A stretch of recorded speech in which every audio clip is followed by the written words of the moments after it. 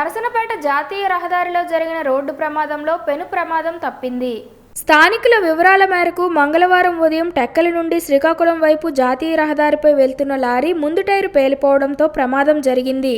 ఈ ప్రమాదంలో సుమారు 100 మీటర్ల మేర లారీ రైలింగ్ను తాకుతూ విద్యుత్ స్తంభానికి ఢీకొంది.